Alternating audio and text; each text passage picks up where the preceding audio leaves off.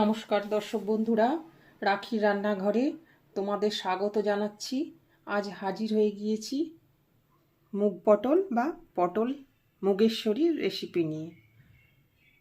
যে কোনো নিরামিষ দিনে আপনারা এটা বানিয়ে নিতে পারবেন। দুর্দান্ত স্বাদের এই রেসিপিটি হয়। বাড়ির বাচ্চা থেকে বড়রা সবাই খুব পছন্দ করে খাবে। রুটি, পরোটা, ভাত সব কিছুর সঙ্গেই সার্ভ করা যাবে। আমার চ্যানেলটি সাবস্ক্রাইব করা না থাকলে চ্যানেলটি সাবস্ক্রাইব করার অনুরোধ রইল। লাইক, শেয়ার, কমেন্ট করবে, আমার পাশে থাকবে। পটলগুলোকে আমি খোসা রেখে ছাড়িয়ে নিয়েছি। এবারে আমি এগুলোকে একটু চিড়ে দেব, যাতে মশলাটা পটলের ভেতরে সুন্দরভাবে ঢুকে যায়। তো দেখুন, আমি এগুলো সবগুলো এরকম করে নেব। আর এই পটল মুগেশ্বরী করতে আমার লাগছে মুগ ডাল 1 মুঠো, পটল,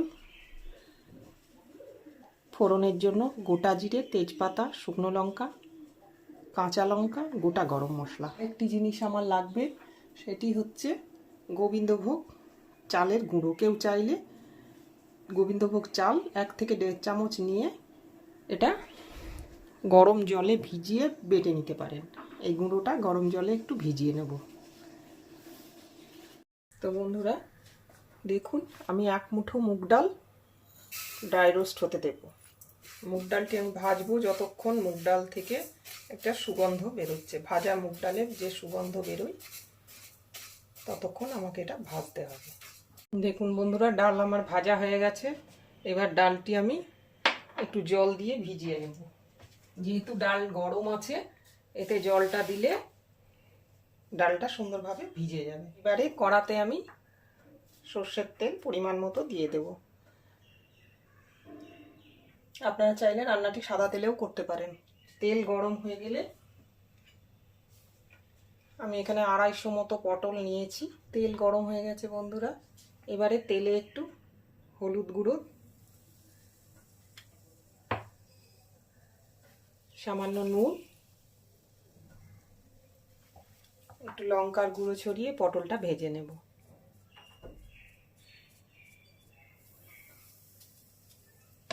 পটলগুলো আমি এবার এক এক করে ভেজে নেব। পটলগুলো কিন্তু ভালো করে লালচে করে ভেজে নিতে হবে বন্ধুরা। পটলগুলো খুব ভালো করে ভেজে নিতে হবে, যাতে ভাজতে ভাজতেই পটলটা কিছুটা কুক হয়ে যায়। পটলটা ভাজা ভাজা হতে থাক। এই পর্যায়ে আমি একটা মশলার পেস্ট বানিয়ে নেব। দেখতে থাকুন বন্ধুরা। এই পরিমাণ মতন আমি এতে নুন, 1 চামচ হলুদ গুঁড়ো, 1 চামচ ধনের গুঁড়ো, 1 চামচ কাশ্মীরি লঙ্কার গুঁড়ো, এটা দিয়ে আমি একটু জল দিয়ে একটা পেস্ট বানিয়ে রাখবো। পটলটা একটু ভালো করে ভেজে নিয়ে বন্ধুরা। দেখুন পটলটা আমার অনেকটাই ভাজা ভাজা হয়ে গেছে। আর একটু হলেই আমি পটলটা নামিয়ে নেব। তো দেখুন পটলটা আমার ভাজা ভাজা হয়ে গেছে। আমি পটলটা তুলে নিয়েছি। এবারে ওই তেলে একটু তেল অ্যাড করেছি। এবারে আমি ফোড়নগুলো এক এক করে দিয়ে দেব। শুকনো লঙ্কা, গোটা গরম মশলা, তেজপাতা, গোটা জিরে, একটা কাঁচা লঙ্কা দিয়ে দিলাম। 1 চামচ মতো গোটা জিরে দিয়েছি।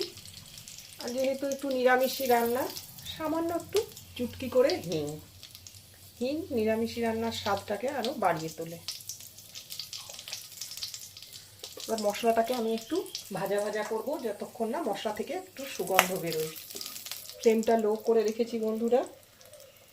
এবারে আমি 1 চামচ মতো আদা বাটা মশলার মধ্যে যোগ করব।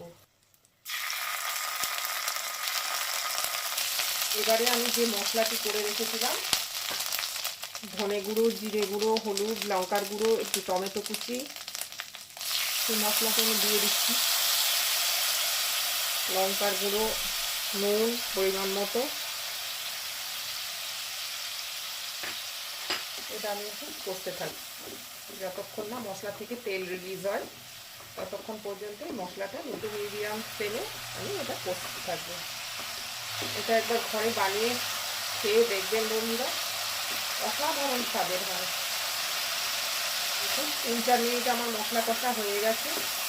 এই পর্যায়ে আমি ভেজানো মুগ ডালটা ভেজে রেখে ভেজানো মুগ ডালটা মিশিয়ে দেবো।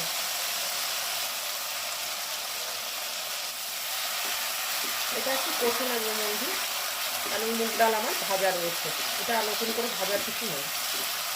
দেখুন বন্ধু, মশলা থেকে আমার তেল বেরিয়ে গেছে, তেল রিলিজ করে দিয়েছে। এই পর্যায়ে আমি মুগ ডালটা অল্প অল্প করে গরম জল দিয়ে একটু সেদ্ধ করে নেব।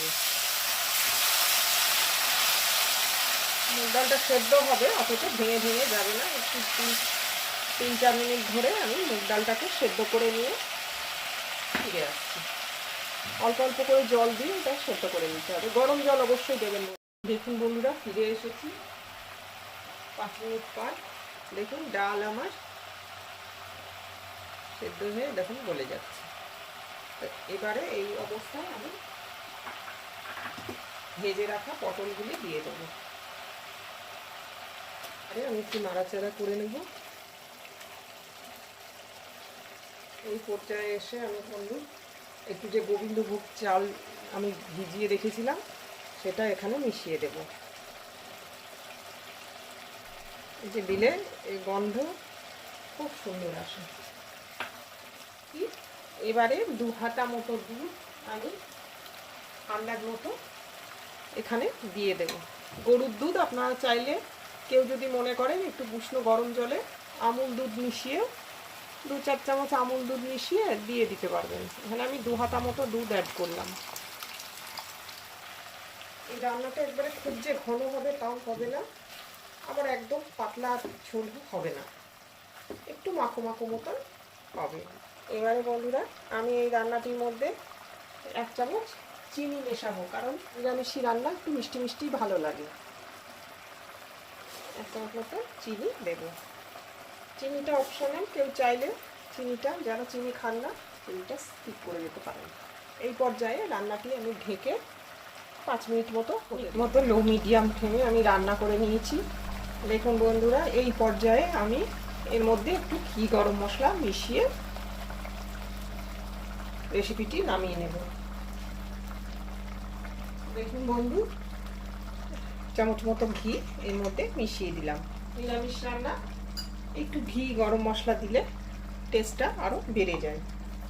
আর 1/2 চামচ মতো একটু গরম মশলার গুঁড়ো আমি ছড়িয়ে দিলাম। এবারে আমি নামিয়ে নেব। আশা করছি আমার আজকের রেসিপিটি আপনাদের ভালো লেগেছে। ভালো লাগলে লাইক শেয়ার কমেন্ট করবেন। আজকের মতন এই পর্যন্তই। আবার হাজির হব অন্য কোনো দিন অন্য কোনো রেসিপি নিয়ে। ধন্যবাদ, সবাই ভালো থাকবেন।